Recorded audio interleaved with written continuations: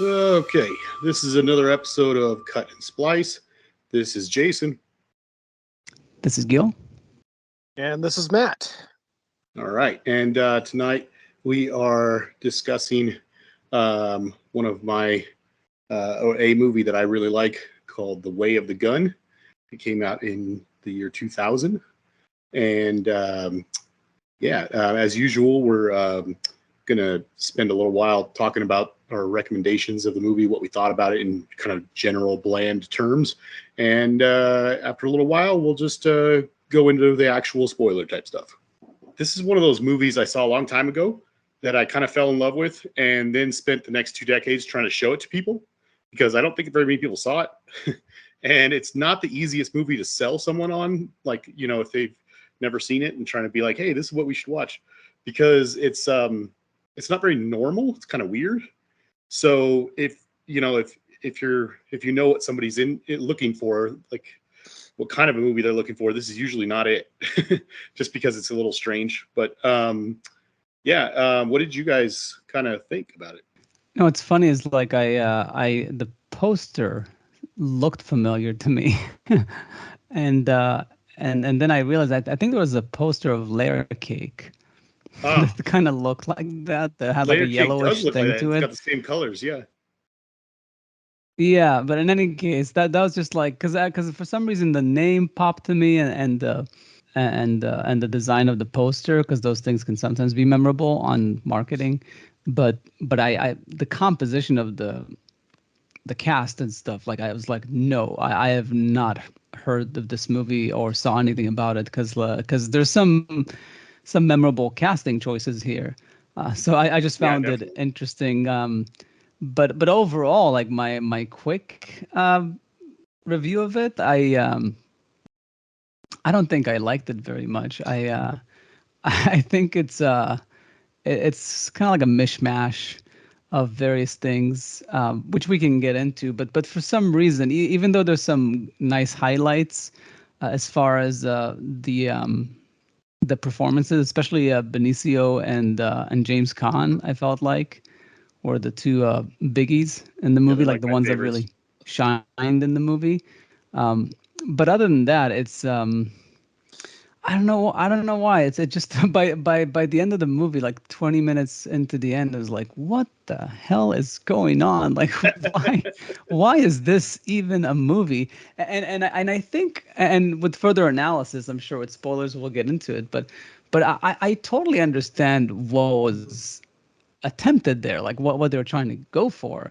It's just that I maybe for some it would just fall flat, and for others, like we said, this is like a theme in our show, I think, ever since Tenet. It's if you like the first 30-40 minutes, if you're with it, then you'll enjoy the ride. You'll find something to like. But if the first 30-40 don't get you, then the rest of it is just torture.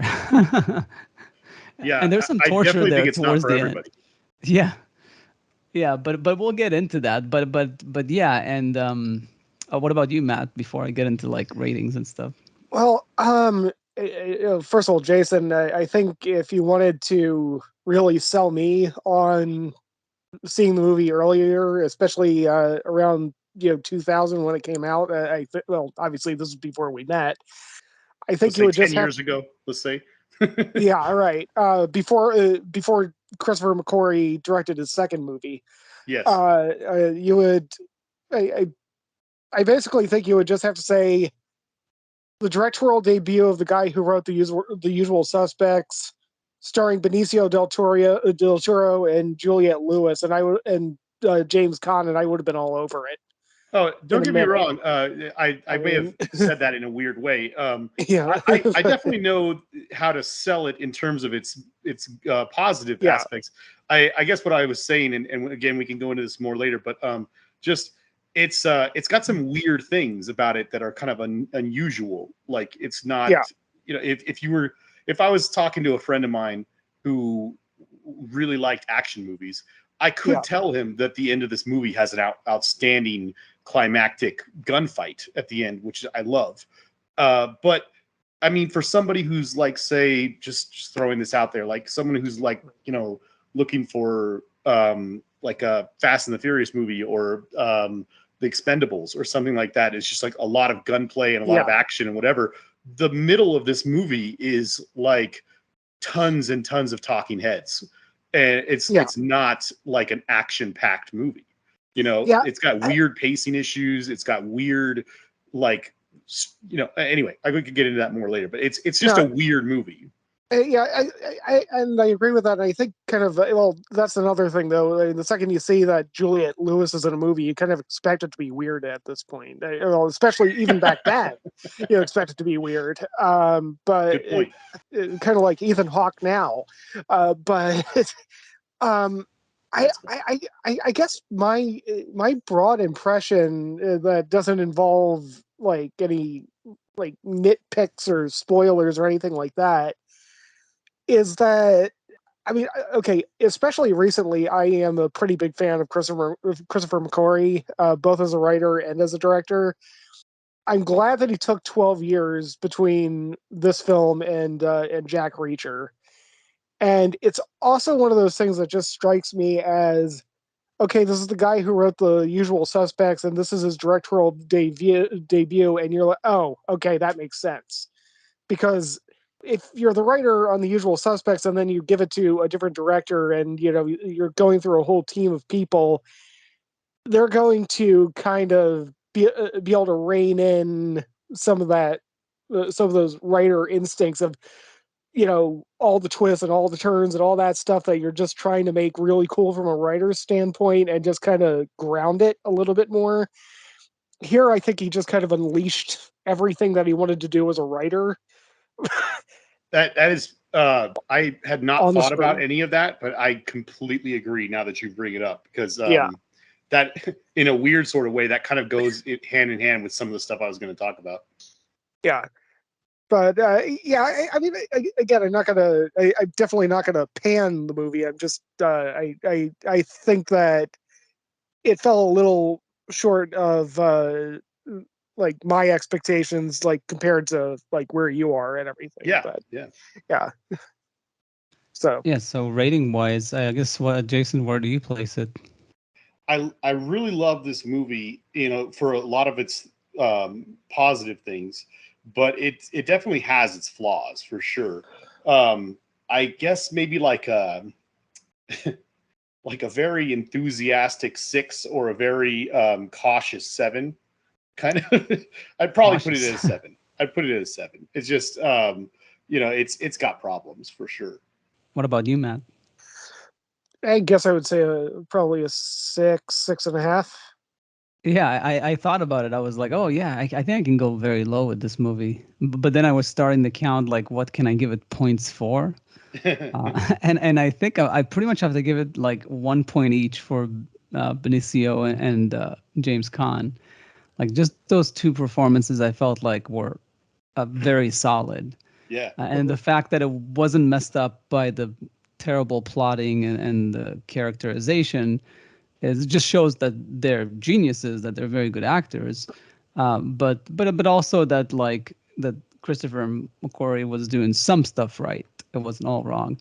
And I give it like maybe another point, possibly 2 for trying. Like, I feel like there was an attempt there to do something interesting, like something that was more than, like, there was the whole code of The Way of the Gun. There was the understanding between Benicio and James Caan, the two best performances. Those two characters like had this understanding. So I think for that, like, I'm in between like a 3 and a 4. Like, I'll give it like probably 3 for the trying to make something out of it, and then 4 for just, trying to be ambitious in general. But I felt like that also what faults the movies, that it's trying to be too many things at the same time. So I'll probably like land at a 4. Yeah. Well, before we go too deep into it and talk about the other stuff, would it, based on what you guys have said, would it be safe to say that you feel that this is the weakest of Christopher McQuarrie's 4 films that he has directed? Oh yes, yeah. because I like all four of his films. I do think his last two Mission Impossible movies, while being very good, were also kind of like the most forgettable in terms of their plots. Like they're the ones I've seen the most recently, and about a year ago, I was trying to talk with somebody about the movies, and both of us were having difficulty like even remembering what the actual plot of those two movies were. But I think his Mission Impossible movies were really good, and I was incredibly surprised by how much I liked Jack Reacher, because when I saw it in theaters, I went into it with super low expectations, and then I was just like, wow, it's like way better than I thought. Yeah, I don't know. I'm not sure how I'd really rank them, but I like all four of his films. Well, I haven't seen any of them, so it's tough for me to judge. Oh. But I definitely see how coming off of like the Usual Suspects, not directly after, but there's this attempt to do this very grandiose, like epic crime movie, and it just doesn't, with a lot of characters. With a lot of characters, but it just doesn't have the same charm, the same handling of characterization.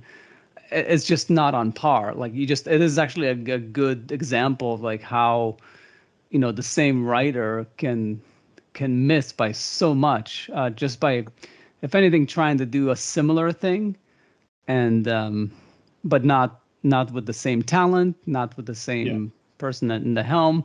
But I have no doubt, even though I haven't seen the other ones, that he's gotten better. I mean, it's, he's gotten bigger and bigger movies, so I'm assuming that he got better.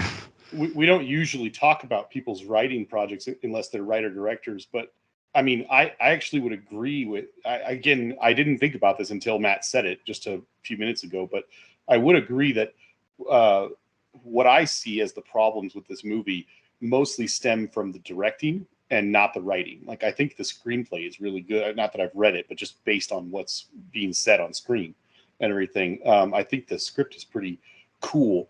And when I look at his the movies he's written, I think it's interesting because it's kind of all over the place. He's written a ton of stuff for Tom Cruise, and it's kind of hit and miss. Yeah, actually, that's one thing that you've kind of got to wonder, especially with his directing credits. The only movie that he hasn't that he's directed that didn't have Tom Cruise in it was The Way of the Gun. And The Usual Suspects.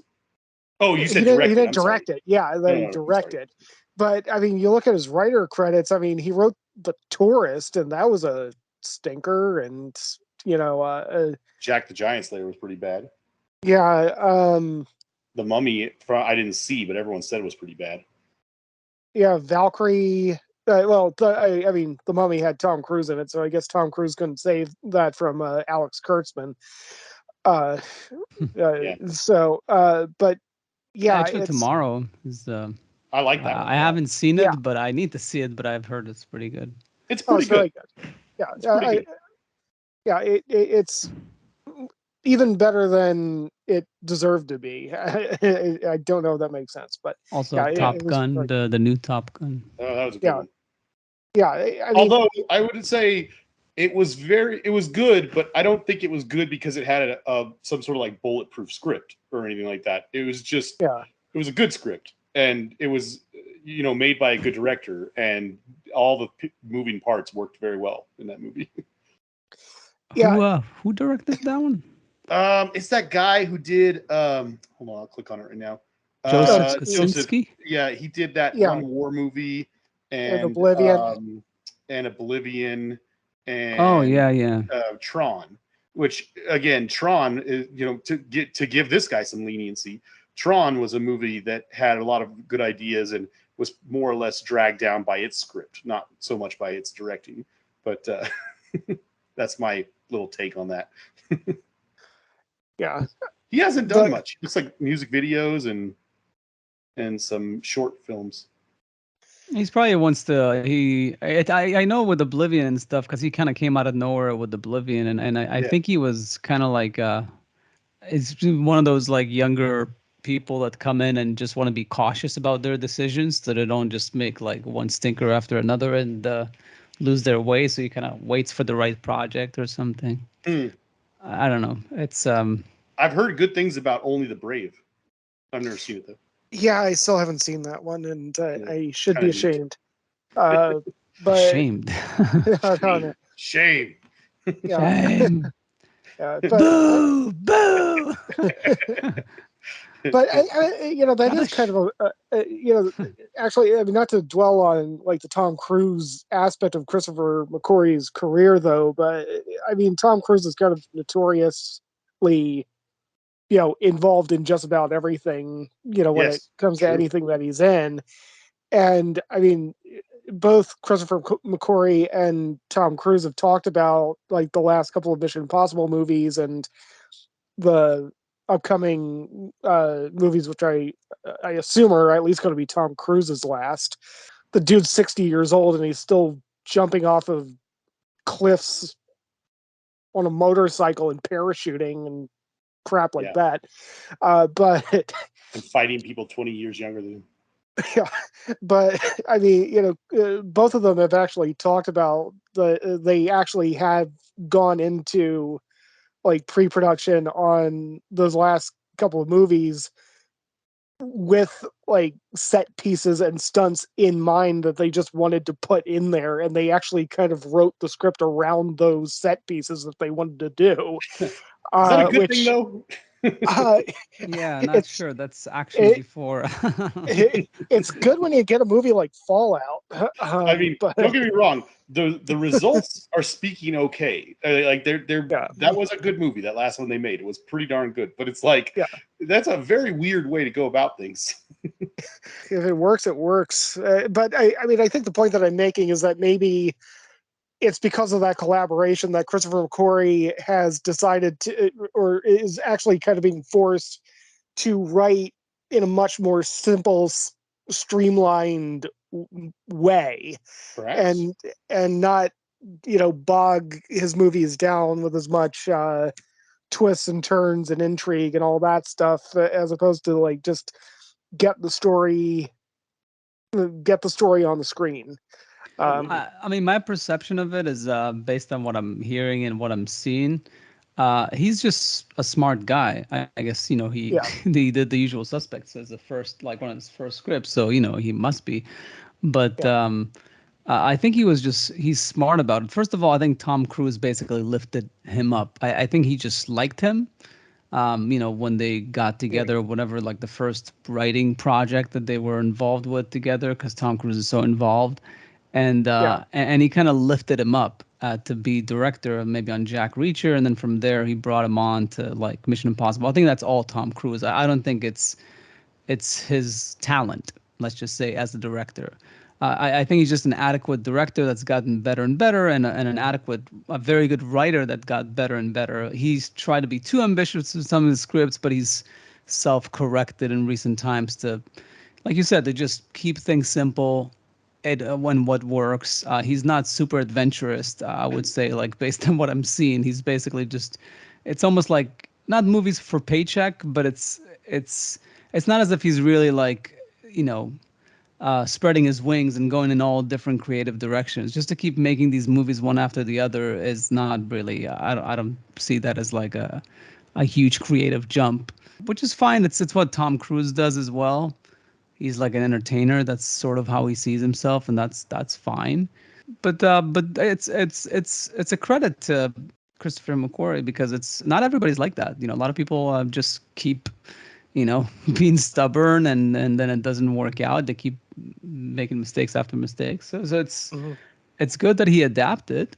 But I don't know where I would place him. I think he probably should have kept writing. But who can say no to like becoming a director and directing big movies? I think it's also kind of like the Tom Cruise knew that if he brings him in, he'll have more creative control because they're good friends.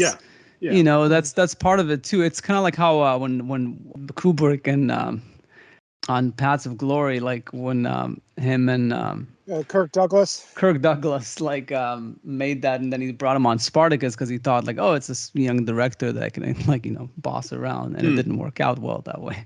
but but it's a similar thing, just that more in this case it's like a friendship that they've developed, and they kind of like Yeah. yeah. And this doesn't contradict anything you're saying, but just to clarify, I mean, he is still writing. He just seems to be writing for Tom Cruise now, because More so, yes. in the last 10 years, it looks like half of his movies were the 3 that he directed and wrote with Tom Cruise, and then the other 3 or 4 were ones that he did not direct, but he did write for Tom Cruise. But yeah, just throwing that out there. No, for sure. That definitely seems that way, and it is interesting. I was gonna say too that famously those two also made the that viral video about changing the TV settings from the from I didn't remember that. Remember that when they did the PSA about like Uh-uh. the tracing, the function, and the smoothing function in TVs, and how you need to switch it off. And they also I kind of remember it, but they put together like a group of directors and filmmakers that wrote kind of like an open letter to TV manufacturers to not put that as the default mode on TVs, because people never change that. They just keep it, and it makes movies look like home video, because it makes it all sharp and takes the jitter out of it. So yeah, just thought that was interesting too. Yeah. the two of at them. At some point we should start talking about The Way of the Gun, though. Yeah. No, I agree. I guess we can go into spoilers. It's something I can cut this whole part if the it's interesting. I mean, it's interesting. I hope so. Yeah, so I mean, we can get into spoilers if we rating. And we've established, I guess, this is the less of all his movies as far as rankings. Let me ask you guys something real quick before we go into spoilers, and we could totally cut this if you need to, because it probably isn't going to be a very productive thing. But I was just curious what you guys thought about this, because I'm afraid to even kind of say this because I don't want to come off as a dick. But I think most people would agree that when it comes to actors and actresses, it's like some of them are just these like talented people who can just do anything, and other people who are very, very talented sometimes just need the right project, or the right director, or the right script, or the right something.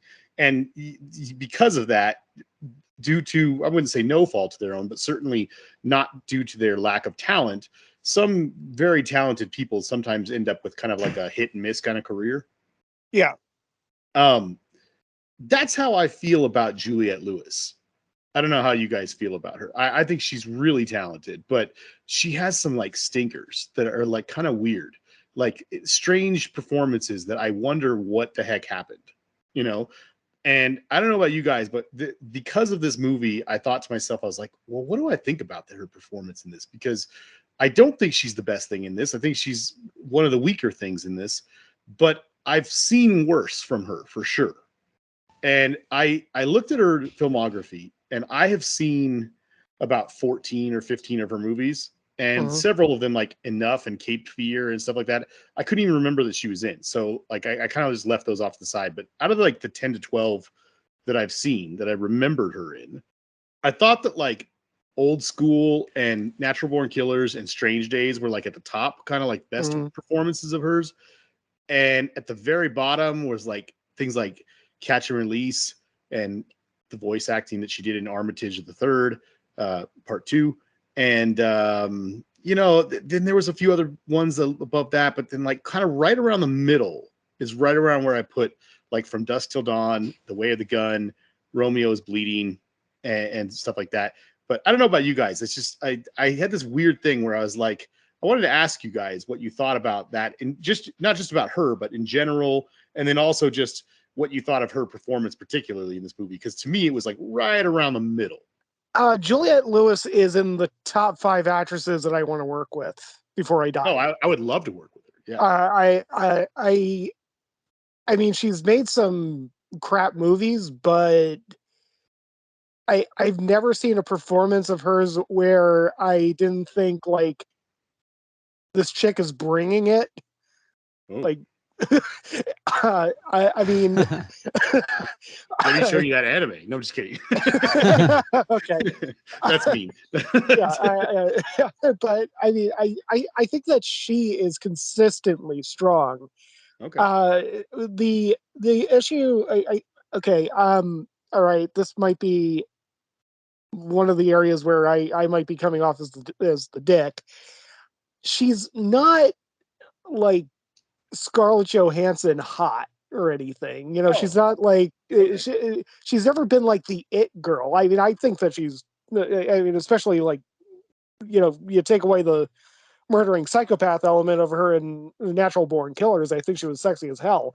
But you know, she's. You know, but I mean, I think that she's one of the greatest actresses that we've ever had. She's just because she's just kind of, you know, she's never been like a Jennifer Connelly or, you know, a Julia Roberts kind of movie star presentation. That and I never thought much of Julia Roberts as an actor either. You know, I get what you're saying, but you know, she. The thing is, Juliette Lewis kind of hit her spark during an era when the movie star was still a big thing. And, you know, like, you know, you could be kind of like a Julia Roberts and, you know, not really be that strong of an actor, but just be, you know, the it girl, and you're going to get a lot of roles. And Juliette Lewis was never that. So she, I think her career has mostly been her taking those really ballsy, edgy, independent films, and then every so often, you know, taking, you know, flashing up into one of those more mainstream like comedy films where, like, you know, they're right. So I mean, yeah, I think that's kind of the story of her career, is so far as I could see it. And if there were just more outlets for somebody like her with her talent, I think that she, I still, well, I mean, she's still around. I mean, she could, you know, act for another like what 30-40 years and, you know, end up going down as like an American version of Helen Mirren or Judi Dench, as far as I could tell. But, you know, it's just going to depend on, you know, where her career goes. But yeah, I think that's very high praise. I mean, I think, were you gonna say something, Jason? No, I want to hear what you have to say. Okay, yeah, no, I think that she's unique. You know, kind of like in the same way that like Winona Ryder is, or maybe what's her face, Wednesday Addams, Christina Ricci. Christina Ricci. Like they're the type of girls that have a unique look and this physique to them. They're very frail.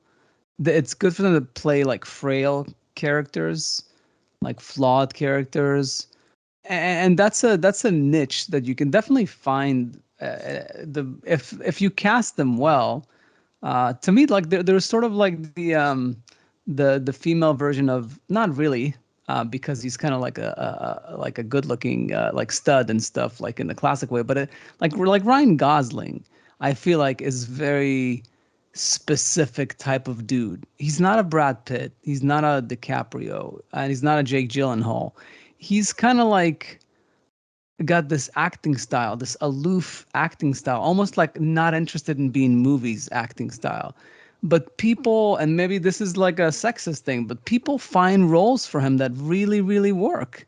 Like all these roles, male roles of people that are like disconnected, whether it's like Blade Runner 2049, where he's a robot, disconnected, or like, you know, was Lars and the Real Girl or something? Drive. You know, where he's Drive. like, you know, Drive, very aloof, doesn't say anything. You know, what the hell is he playing now? Ken in the Barbie thing, very aloof dude. Even in, I think he was slightly miscast a little bit in La La Land, but he somehow managed to pull that off. The character, I guess, worked. He's got such great chemistry with Emma Stone. Yeah, exactly. And being aloof for that character was okay because he was kind of like whatever dude kind of guy, musician. So it kind of worked. In any case, but somehow he's managed to put a career together from that one mode of being. Essentially, I don't recall seeing any other acting decision from him apart from that. Like it's variations on the same theme. And I feel like those other actresses, Christina Ricci maybe can like stretch herself a bit more, but I feel And like she's these, gorgeous. yeah, and I feel like they it's the same kind of niche. Like Juliette Lewis really works for that frail, slightly psychotic, you know, um, unstable woman.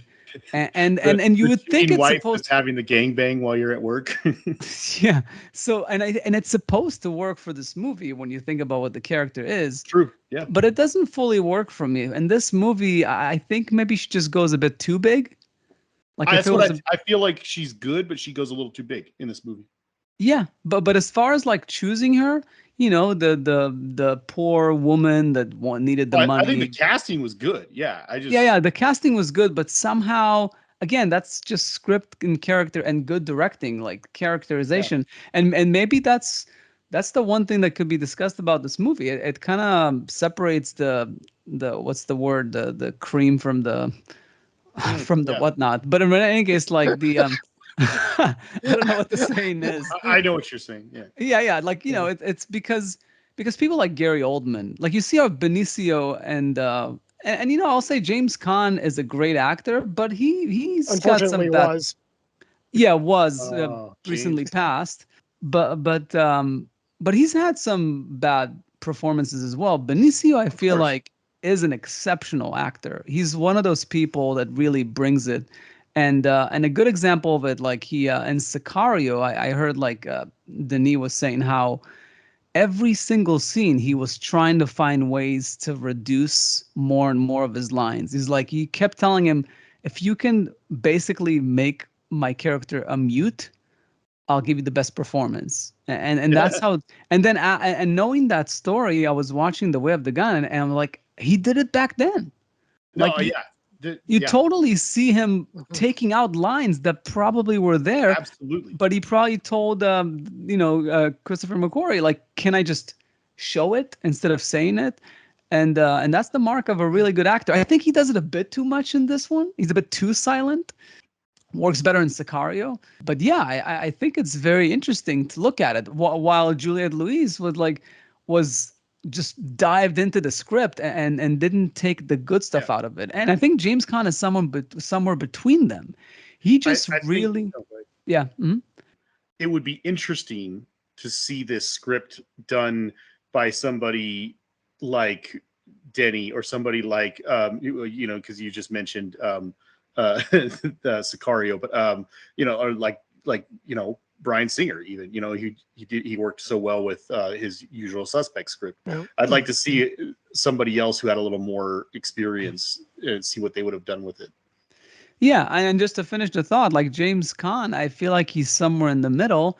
He brought richness to the character with the background, like the backstory. Like you really see that this guy's been through a lot in life, and that he's not a good guy, not a bad guy. He's somewhere in the middle. He's complex, more so than the other people in the movie, and you see that depth there.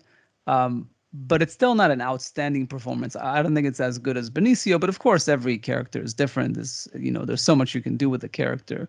But I think those three characterizations are very interesting.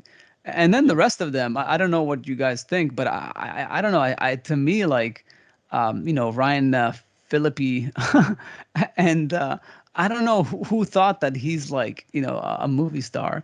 And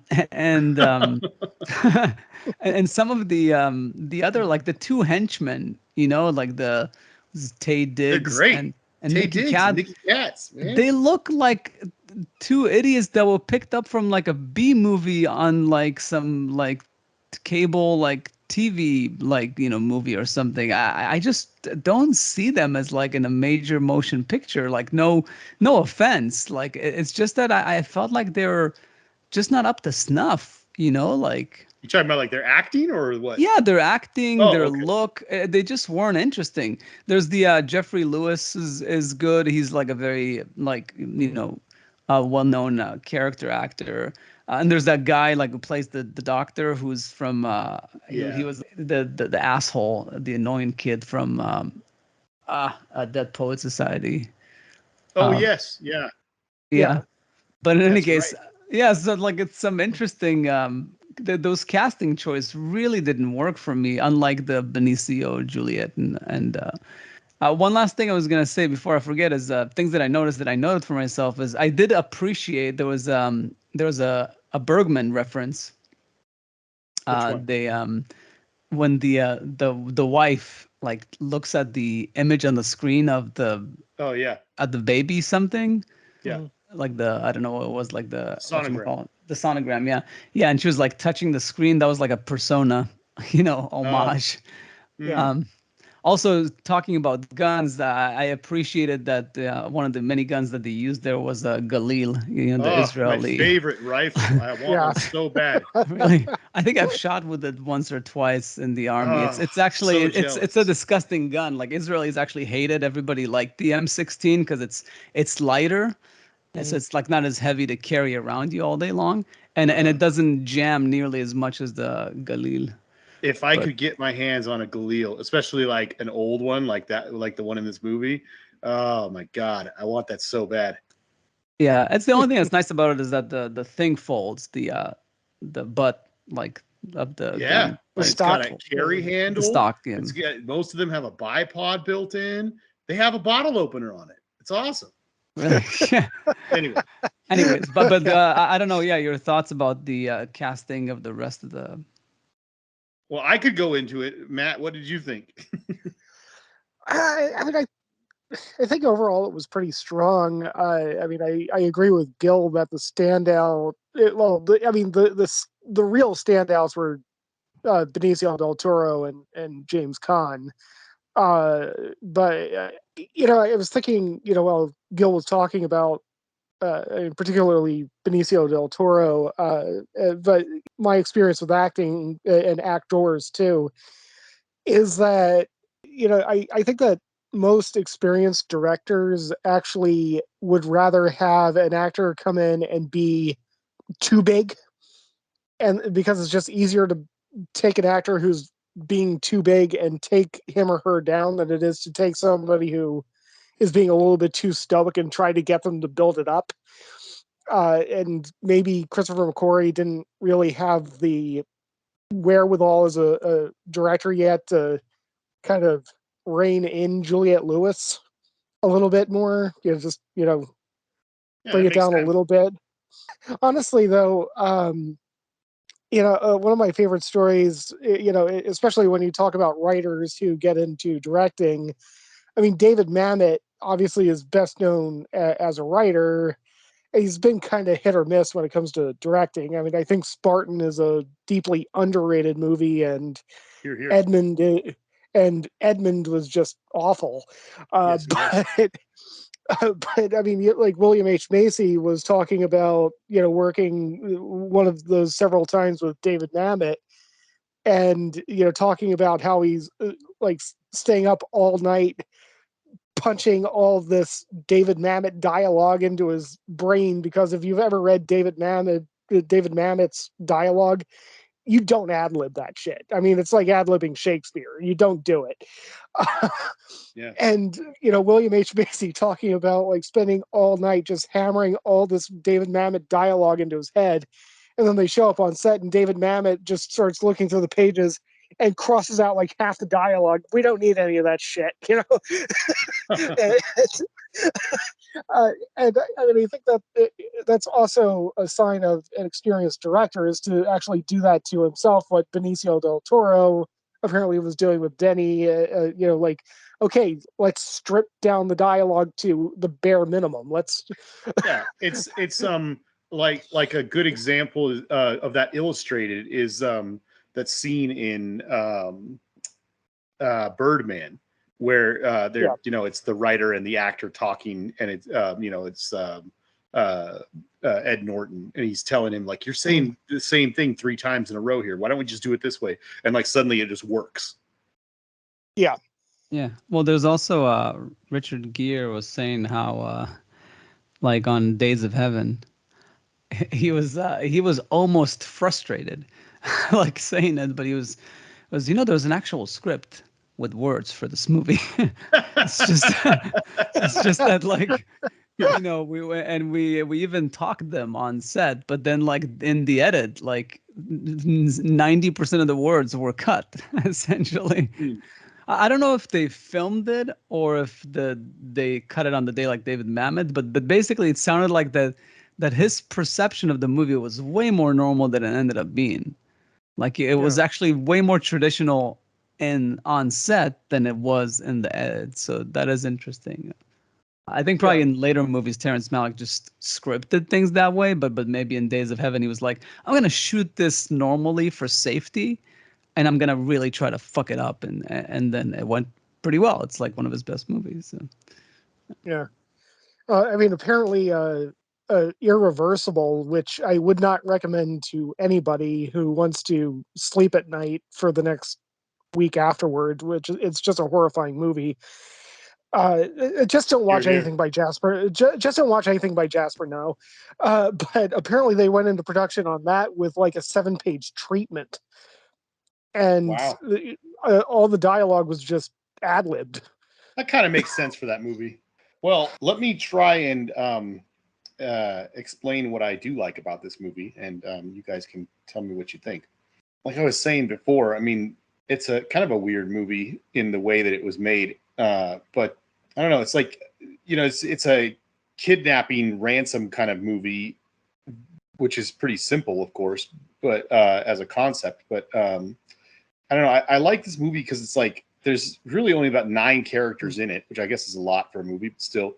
And then all of them are really bad people, like for the most part.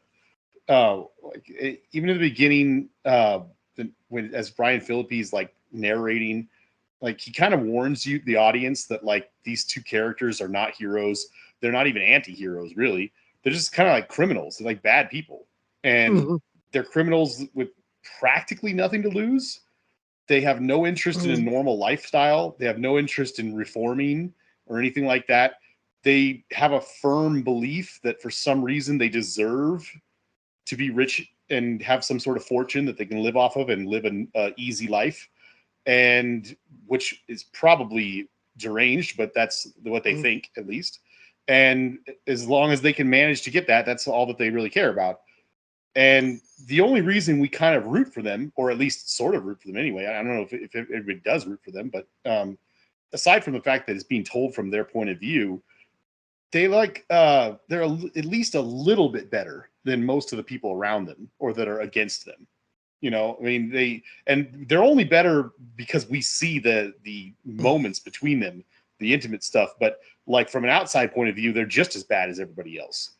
But I mean, the 2 bodyguard guys that are they're up against them for most of the movie are like these strange, ultra competitive people. This group of guys that are like demonstratively bad. They don't care anything for the mother or the baby that they're tasked with protecting. And she says to them, they only care about winning, like at any cost, basically. And then later on in the movie, we find out they're also motivated by money because they want to betray everybody and take a bunch of money that's not theirs. But I mean, it really definitely doesn't make them better than the 2 leads for sure. And the rich people that are, that they stole the baby from, that are supposedly the parents of the baby are like, they're pretty much portrayed as like scum of the earth, terrible crime boss type people. The wife is like a trophy wife of a person like that, and they go out of their way to show how bad she is, and how manipulative she is, and how she's not even loyal to her husband either. So it's like and then while James Caan comes off as a very nice guy, through his conversations with Benicio del Toro, you can see, I mean, they call him a bag man in their little weird lingo of this movie, and they say that kind of person can never be trusted. Benicio says he used to be the same kind of person, and that he definitely doesn't trust him at all. And by the end of the movie, you see that James Caan, while he's a pretty nice guy, he definitely like got a bunch of people together that he, at least maybe he didn't trust them, but he certainly trusted their skills and got them all killed. It's like, and he doesn't seem all that bothered by it at all. Really the only two good, kind, moral people in the movie are kind of virtuous people are Robin, the girl with the pregnant girl, Juliette Lewis, and the doctor. And by the end of the movie, you find out that even they are like dishonest and secretive, and they're like trying to scam out the other people out of their money and stuff like that. So it's like, it's interesting that they're not trying to make any of these people really particularly good. It's just a big cast of people who all have different motivations. And, kind of like what the line in the movie that James Caan says when he's talking to the doctor, he says something about the doctor flippantly says something to him about, oh, you're going to do all this for money. And he says, $15 million isn't money. He says, what you go to the store with is money. $15 million is like, that's a motive that anybody, for anybody to do anything, kind of thing. So they're all after the money for the most part. And they kind of go out of their way to show that none of these people are particularly better than any of the others. I guess you could say that Juliette Lewis and the doctor are a little bit more victims, but not by much. No, I think James Caan is the least questionable character, even though he's like an underground fixer. He is just a fixer. Like I'm sure sometimes killed many people in his. Yeah, exactly. So that's why he's still a bad guy, but he's sort of like much like the other guy, like Ryan and Benicio like characters. He has a code. He's not out to kill people for the wrong reasons. He kills people like when it's an issue, and they're often bad guys. They're not innocent people for the most part. And when he comes across this situation that has some mildly innocent people, like gun people that got mixed up with the wrong people, or the Robin character he doesn't know that it's like not the kid of he thinks that she is innocent and just was kidnapped. So he's trying to help everybody involved, and he does let her go in the end, right? He lets her have the baby or so. I don't know. In the end, it was like a little bit of a what's going to happen. Oh, you might have missed the reveal at the end. Yeah, I mean, he I did see that the wife got pregnant in the end, which was really stupid. That. Yeah, there's that was really dumb. I don't know what I really don't know what they were going for there. Yeah, but there's also like I'm not going to defend that. Yeah, but what's there was something else about the. Okay, so just I don't want to sound like I'm this guy who got all of this or whatever. I love the gunfight at the end of this movie so much that I've probably watched this at least a dozen times. But one of the things I love about this movie is the subtlety in the performances, and not all of it works. I'll go right out and say that. But especially Benicio, his stuff was really good. But there's so many little things in the performances, particularly between Ryan Phillippe and Benicio, between Benicio and James Caan, and between a little bit too between the Nicky Katz and Taye Diggs also. But there's a lot of stuff in this movie that I did not pick up on the first time I saw it. But there's a big reveal at the end of the movie.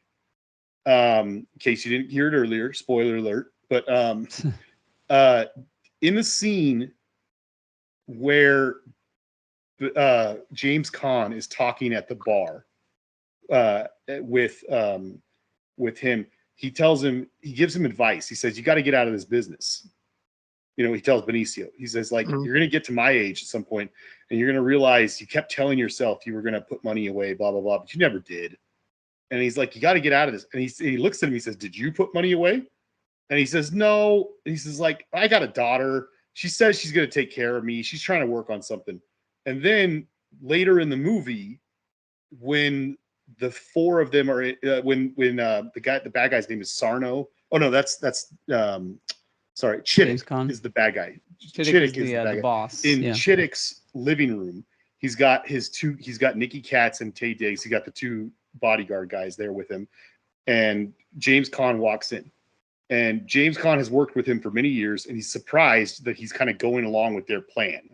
And he's surprised that he's not just taking his advice to give him the money and let him handle it and leave these guys alone.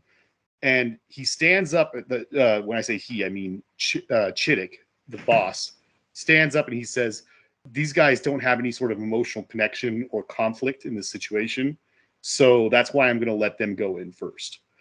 And that upsets James Caan. In the following scene, the two of them are alone.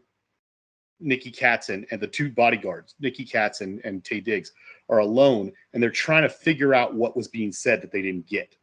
And there's a kind of a moment where he's like, "I don't understand what they were talking about. I don't see why there would be a conflict." And then he specifically says, "Why would it be a conflict for someone else's daughter or someone else's child?" And then just as he says it, the music hits and the other people walk in and interrupt them so they can't continue the conversation, but they look at each other and realize they just figured it out. Is that Juliette Lewis is James Caan's daughter. Oh, is she? Oh. Yeah. She's the daughter. And that's why she agreed to do this shady ass deal with a shady ass, crime boss guy, because he was going to give her $1 million and she needed the money so that she could live an easier life and provide some sort of retirement for her father. For James Caan? Yeah. She wanted to get him out. Oh, she wanted the extra money to help him. I thought like that she was estranged from him, but he wanted to help her out. They don't ever show that he does look a little disappointed in her a couple of times, like particularly when it's revealed to him that the doctor is the father and stuff like that. So they may not have been particularly close, but in that scene where he's in the bar scene when he's talking to Benicio, he says like, "Did you put money away?" And he kind of looks a little regretful, and he just says like, "I got a daughter. She says she'll take care of me. She's trying to make something happen." And that's why at the end, when the two guys flip over on their backs, they're all shot up and whatever, and he says, "Let her keep the baby." And he looks at him and he says, "You can." I think he's telling him to look at Juliette Lewis and look at the baby, and you'll see that it's actually her baby, and it's not the Chiddick's. But what he says is kind of vague. He says something like, "You can always tell family," or something. And in that moment, he's looking down at his daughter. I see. Well, yeah. For one thing, she told them that it was her. Yeah. Oh no, they knew it was her baby. I don't think they knew. But about the family thing, the line about the family is, you're saying that's when they recognize that she's his daughter. That's when the two bodyguards recognized it.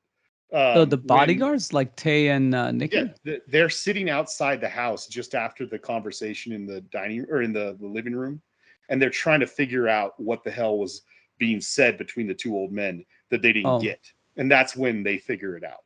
Oh, I see. I could have easily missed that. That's kind of. I missed it. I missed it several times. I think I got it maybe the third time I saw the movie. That's got to be a scripting issue too. Like if it's that a big of a moment, you should like. I think it's a directing issue. I think that there's a way you could have done it that would have made it more clear. Yeah. But there's other really subtle stuff that I really loved that I didn't get right away. Like, I mean, the first time I saw it, I just kind of just saw it as like a young, teenager, and I just sort of was like just watching it as an action movie. And I was like, oh, these guys are like, they're like Travolta and and Sam Jackson. They're like buddies, and they're criminals and whatever. But these two characters in this movie, they're partners, and they work very well together as a team. But I don't really think that they're friends particularly. I mean, I don't even know if they really particularly like each other, other than they see each other as a necessary partner to achieve their goals. Because like Del Toro tries to kill Philippi twice in the movie. Mm-hmm. And Philippi almost kills him when he does it one time. Like they really at each other's throat a lot of the time. They're kind of like brothers in arm, like it's like kind of the way like of the gun. It's like they're two gun people. They kind of like said, "You'll do," as a partner, because you always need backup. in you these always, like you got to have a partner. Yeah. And, yeah, and so they're the two people that have that weird, like he says in the beginning, they don't accept the natural order. They don't want a normal life. They just want to get their money and live their life like that, whatever. But yeah, I mean, like there's moments like, I'm trying to remember the first one. Oh, at the truck stop, when the very first time when Juliette Lewis starts having troubles with the pregnancy and they have to call the doctor. Like Del Toro's in the Quickie Mart for like a long time. He's in there flirting with the cashier. They're watching the video, and everything. They were watching Dirty Dancing. Then they put the video in the cassette player, and everything. And they're screwing around in there for a while. And eventually he comes out and he sees that he's making a phone call. And they have that whole wordless exchange with each other, which is just looking at each other and with their faces, and everything. And you can see that he's kind of upset that he did something without telling him, but it was an important moment and whatever. The doctor shows up, and I didn't catch this right away, but Benicio del Toro grabs it, like frisks him, then grabs his doctor's bag. And as they're walking towards the van, he opens the bag up, looks inside, and starts shaking it and like looking around. And then he closes the bag. When they get in the van, the doctor starts examining Juliette Lewis. And Benicio del Toro puts the bag right there in front of him to let him have all his bag of stuff. And there's a moment where Ryan Phillippe looks at the bag, looks at the doctor, looks over at Benicio del Toro, and is kind of confused about this series of events that just happened. And then as the doctor reaches into the bag, Ryan Phillippe violently grabs his gun and pistol whips the doctor, and then reaches in and finds a small PPK, like a small pistol that clearly Benicio del Toro saw and left in there in the hopes that the doctor would try to kill his partner. Yeah, it's a complicated relationship for sure. It's very weird, yeah. And then there's that important moment where Juliette Lewis almost blows them away with the shotgun, and that one's a little more obvious because he's like having that conversation about God or something, and he says like, "What will you tell God when you see there or something?" And then he decides not to let him die, and he says something like, "I'll tell him I saved you," or something like that. Yeah, it's a bit of like daredeviling there with the like he's just toying with his life, but still yeah. He's like, if I can manage to let somebody else kill him, I won't feel bad about it. Yeah, it's very weird. It's interesting, but it's weird. One thing I need you to respond to, but first I'll say another thing is the Sarah Silverman in the beginning, the whole cursing and stuff. What's funny? I haven't seen Jack Reacher, but I saw a clip pop up on Facebook amusingly just this week after watching this movie, or last week. And I think he repeated the same scene. Like in Jack Reacher, there's a scene where like a couple of dudes are bothering him and they go outside to have a fight outside of the bar. And in this movie, it's a similar thing. Just there's a girl involved. I think there's a girl involved in Jack Reacher too, possibly. There is definitely a girl involved in Jack. Yeah, Reacher. it's basically the same scene. I would say it's the same because that is based off of like one of an actual child books or whatever. Yeah. And in the no spoilers for Jack Reacher if anybody hasn't seen it, but it's not a huge spoiler. But like most of the Jack Reacher stories, it's a story where he shows up in a town and finds out there's a bunch of shit going on and it's like a mystery to solve, kind of basic sort of thing. And in that movie, somebody has paid a waitress to flirt with him in the hopes that he'll make a move, giving like four different guys there an excuse to go beat the crap out of him and possibly kill him in the parking lot. So it's like it's all a setup. In that one, she's being overly flirtatious in the hopes that they can beat the crap out of him in the parking lot, and he sees right through the whole thing and just goes outside because he knows he can defeat them. He's going through the motions of the whatever's being set up for him, and maybe that's part of the plot in the book, so it's not. But it does seem like a very similar scene. Yeah. But in any case, I thought that was interesting because it's the same writer. It is, director. Yeah. But the other thing, as far as responding to because you keep talking about the gunfight in the end and how tremendous it is. don't you feel like the moment they completely lost me is when he jumps into the fountain and onto the glass? I was just like, it was like comedic. He's like jumping in. Ah! It was Okay, just so so weird. And then like the it's gory pulling out the glass. I'm like, that was okay, so okay. unnecessary. So it's comedic in the moment, except that I'm confused. And then the moment I'm just talking for myself here, the moment he's down there and I see what happened to him, I don't know about you, that was one of the most visceral scenes I've ever seen. Aside from maybe Bruce Willis pulling shards of glass out of his feet in Die Hard, But it's that's one of unnecessary. In Die Hard, it was actually appropriate. Like in Die Hard, I remember that. And it's kind of like also in Rambo when he pulls the thing out of his. Those scenes are good, but here it's completely out of place. It's not necessary. It's like Blade Runner jumping through 4 like panels of glass instead of just one. It's just so overkill. There's guns, there's like bullets flying everywhere. We don't need shards of glass and gore in the middle of all this. Like it's just not necessary. I thought it was awesome, but okay, I don't know. Yeah, but I don't know. It was so out of place. You're gonna say something, Matt? I think I'm more on Jason's side here in that I think it was actually a nice touch in that, most gunfight sequences that you have in movies, they don't really put in there like those moments where a character just out of the heat of being in the middle of this gunfight just makes a really stupid decision and injures himself in the process. And I actually think that was a nice touch. He jumps through the glass. He has to pull the glass out. That's a really visceral, awful, moment. And I think that that's something that probably happens a lot in real life gunfights where somebody's, you're outnumbered, you're spraying bullets, your focus is just on not getting shot, and then you make a decision and you actually end up injuring yourself. I mean, that just rang true to me. Yeah, I can buy that. Yeah, go ahead, Yeah. Jason.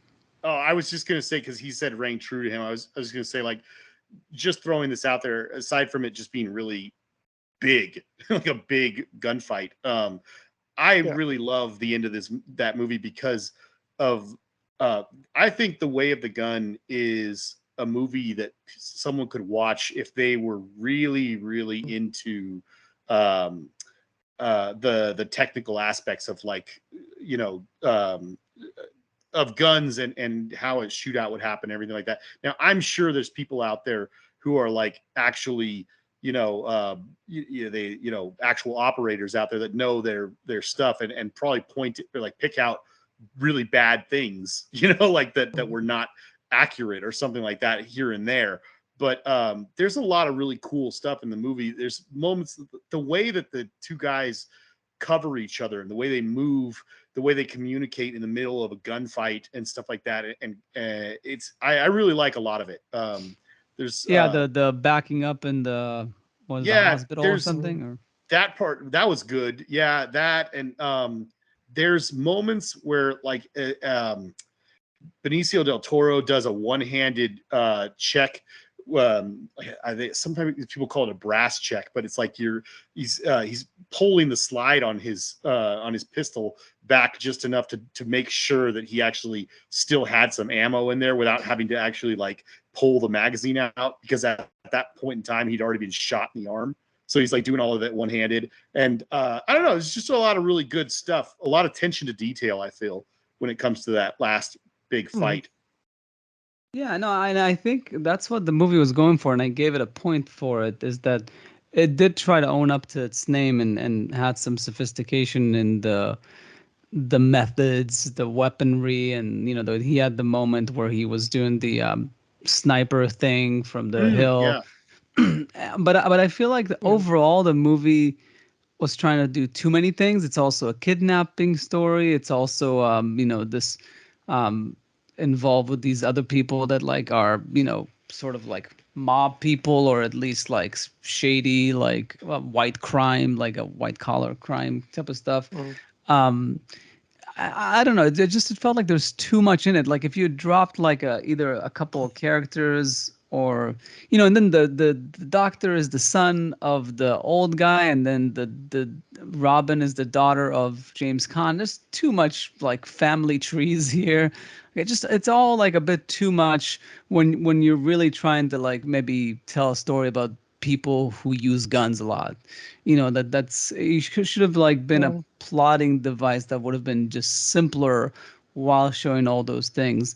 But going back to the shards of glass and everything, I kind of would buy that as in like showing how he had it coming. The whole thing of like, people who are bad people and kill people, like they have their comeuppance in a way. And also this movie repeats what a lot of these movies with a lot of bad people are, is that they're all like the Benicio Philippi, the thing like that the almost kills him, like because they're not honorable people. They're all like they kind of deserve each other, in all these crime movies. There's like they're all bad people, so obviously they can't trust one another. They it's very rare that you have like the James Caan character that's honorable and can be trusted to some degree, as long as you don't backstab him or something.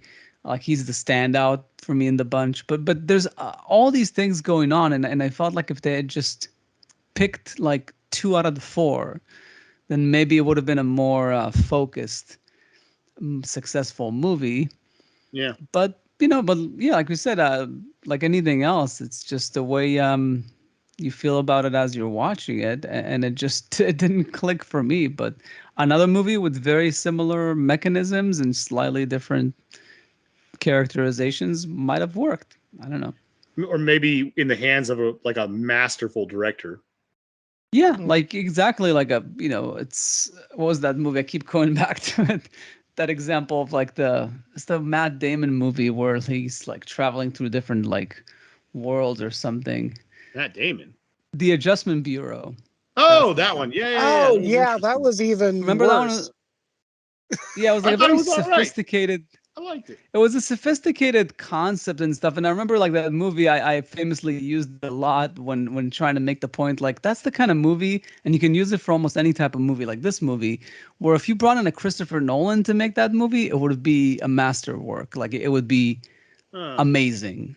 But because it wasn't, so the same thing with this movie, like you're saying, if you brought like a Denis but you can't have all those movies directed by those top directors. No. Yeah. Right. But yeah, if you brought like David Fincher, like it's just it would be like several notches higher. Yeah. Yeah. So that's a good. I liked what's the one you just Adjustment Bureau. I just thought for all of its interestingness, and maybe this is kind of like what you were talking about. I really liked it, but by the very end of the movie, I was just like, oh, and it all kind of boiled down to just like, oh, it's a nice love story. Yeah, sort of like Inception. That's the problem with it. That's why it should have been a Christopher Nolan movie. It would have like paired well with Inception. It was even done not too far removed from it. Yeah. 2011. Yeah. Well, at least the Adjustment Bureau looked pretty good. I think it was shot by John Toll, right? I'm But not sure. The Way of the Gun was shot by Dick Pope, who has done some really great work since. Yeah, but it's not great, right? Like, there were some nice moments. I like that. I like when he did The Matrix, like not like that was Bill Pope. Oh, Bill Pope. Never mind. So that's a different Pope. No, Dick Pope is Dick Pope is like Mr. Turner and The Illusionist, and was Mr. Turner good? I wanted to see that. It looked really good. So I'm surprised because those are good looking movies. I'm surprised that like this was pretty bad. Like the lighting on this, I felt like it was very generic. Like still my favorite Dick Pope moment ever was when he was being announced for his nomination for Mr. Turner, and the person announcing his nomination called him Dick Poop. And and his response after the fact was, "Oh, I've been called worse." Oh my god! It's funny. I saw a school bus today on the road that was kind of like dirty, and somebody wrote like something like like on the dust, like they kind of wrote like something, blah blah blah are the best, and then somebody below it like was trying to like respond to it, and they write blah blah blah losers.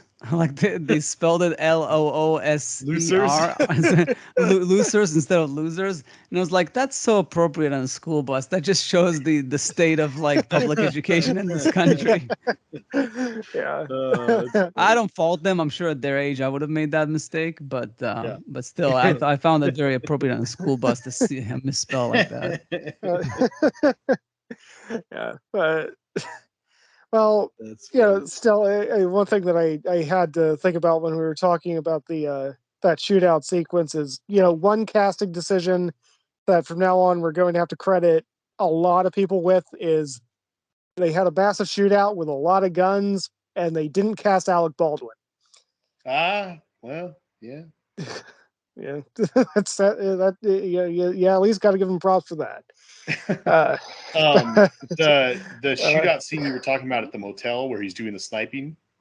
I really like that they accurately depicted with the sound design.